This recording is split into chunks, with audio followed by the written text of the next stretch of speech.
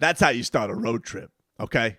We're talking about situation. Not many big games left. All right, let's be honest. You've proven what you can prove this season.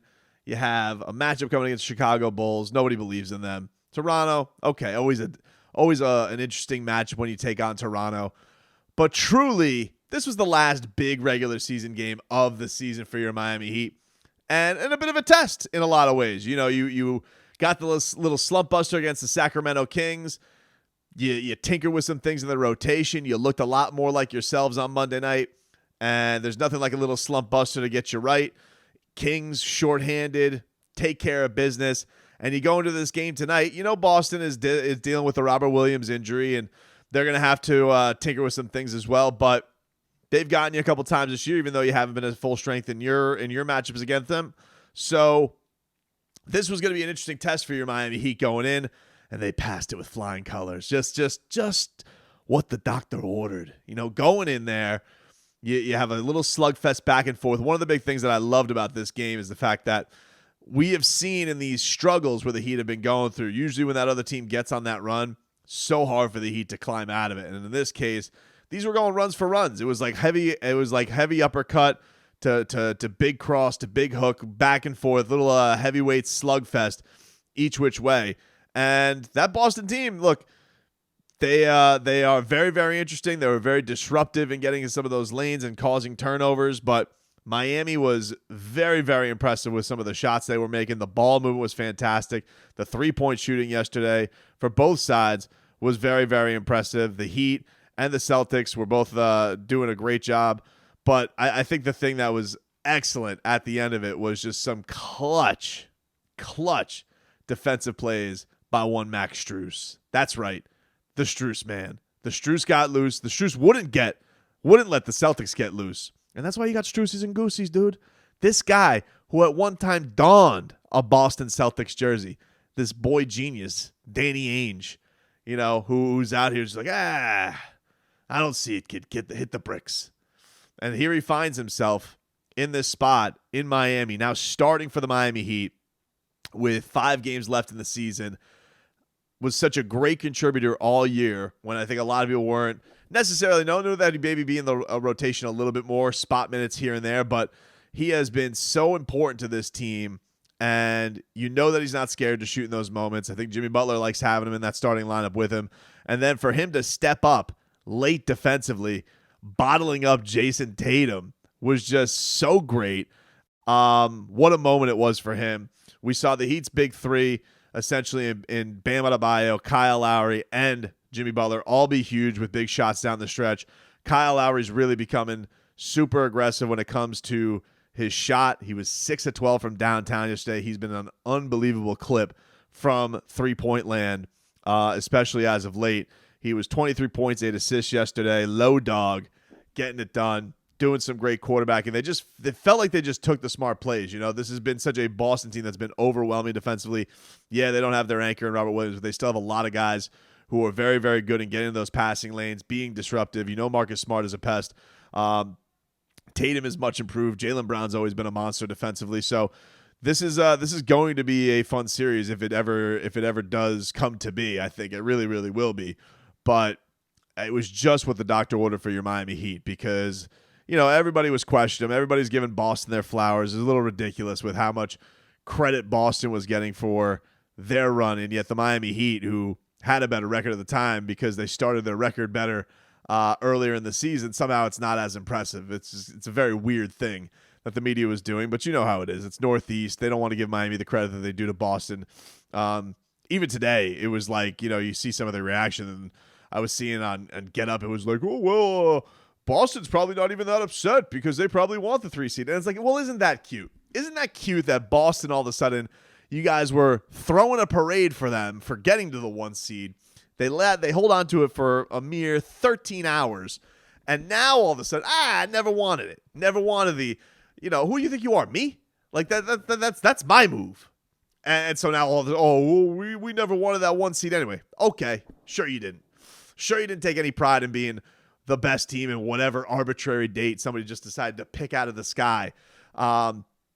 And so for the Miami Heat, where it's like everybody is just fine. Oh, let's talk about the Miami Heat. We finally got drama. We got drama. We got behind the scenes altercations. We were wondering, oh, is Jimmy Butler and Bam? I even heard Windhorst say, oh, Spo and Jimmy Butler, they were on the brink. The brink of what? The brink of what? It's like you think what they were gonna just all of a sudden separate. It was gonna implode all of a sudden on the Miami Heat. So you know what it is, dude. You know, Jimmy Butler yesterday doing a fantastic job on defense, doing what he does, and really just hit some really clutch shots. Didn't have the 3-point shot like he did the game before, so that was noted to see. But to see him and Bam both being able to get to the free throw line, Bam super clutch from the free throw line. Love seeing when he can sink those free throws.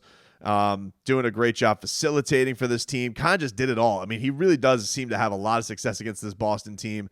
Again, know that Robert Williams has been out, but you know their old guy Tice had a good game. Tice gave him 15 points. He was perfect from the field, and you know I would say for them, like, yes, you were not with your defensive stalwart in Robert Williams, but you know it's not like you got 106 points is not like overwhelming in today's NBA, and Tice did a decent job, but you know we've seen that movie before, so.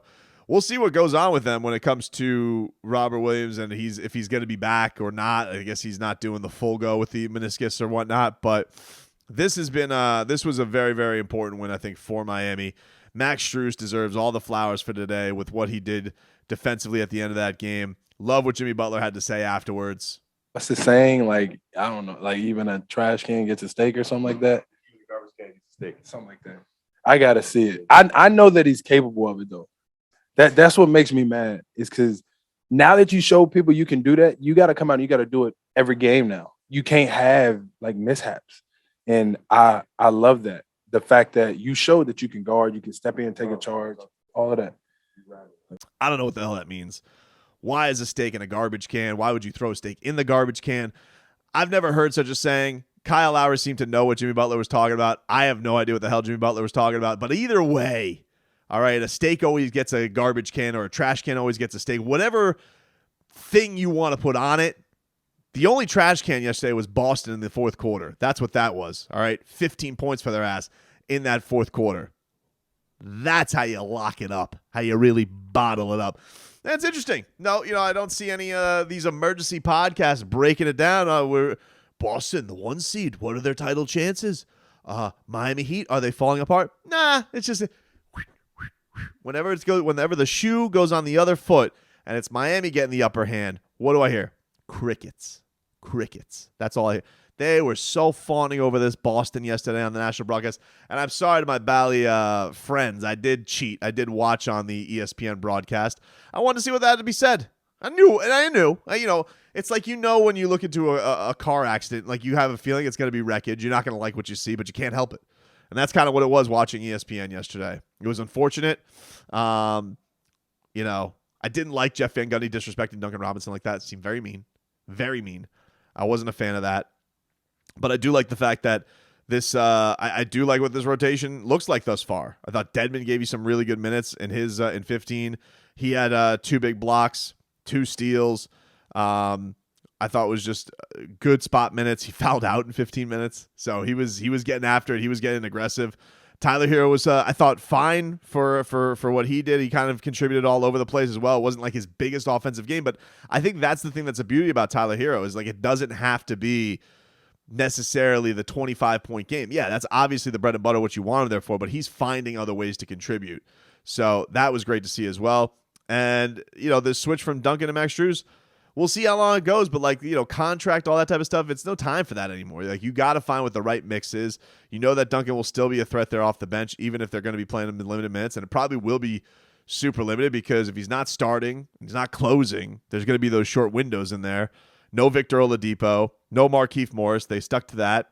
And, you know, this is, I think, very much what it's going to look like in the postseason, which is cool. And by the way, I do want to mention one thing. Speaking of Heat controversy that got brought up, this was weird to me. So I'm like, you know, these blogs, they pick things up.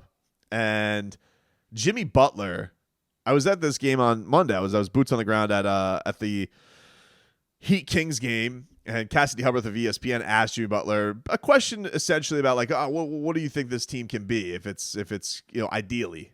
And Jimmy Butler, I'll give you the video right here, but in a second. But what was put out in the blogs yesterday was like, I saw like 4 or 5 blogs that were like, Jimmy Butler sends warning shot to the NBA. Jimmy Butler puts the NBA on notice. I don't think we can be beat. We're going to be tough to beat.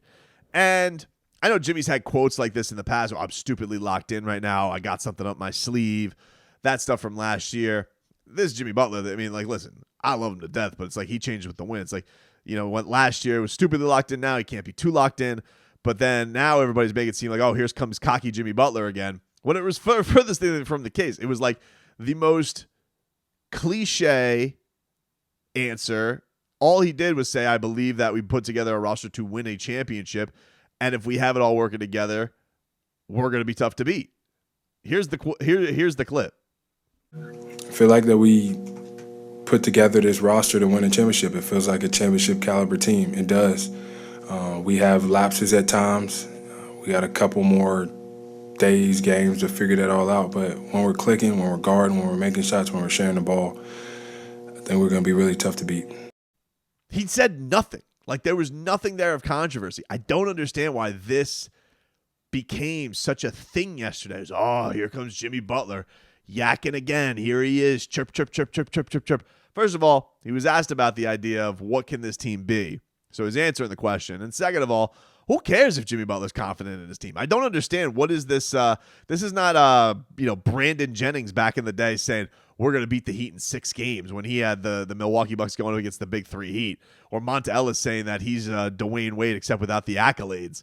This is so mundane as far as like confidence talk or any of that stuff. So I just found it strange yesterday. All the people hopping up and down. Oh, Jimmy Butler, he's sending warning shots again. He's talking trash again. Was he? Seems to me like he's just a guy who believes in what he's got. Good for him.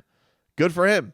So coming up for the Heat this weekend, they're off. They got a couple days off, which will be nice, going into this Chicago game on Saturday night. Then they'll be in Toronto to finish up the road trip. They'll be back for their last 2 home games, which will be next Tuesday at Charlotte. I'll be boots on the ground for that one. And then Friday, the home regular season finale against Atlanta. The Heat currently are 1 game up on the Milwaukee Bucks. They're tied in the loss column. Milwaukee has 2 fewer wins than they do. Then you have Philadelphia, who's 2 games back in Miami, and Boston, who is now 2 games back in the loss column of Miami. And so that is where things stand. Then you have the rest, Chicago, Toronto. They're both very close to each other. They're hard to imagine they're going to catch up.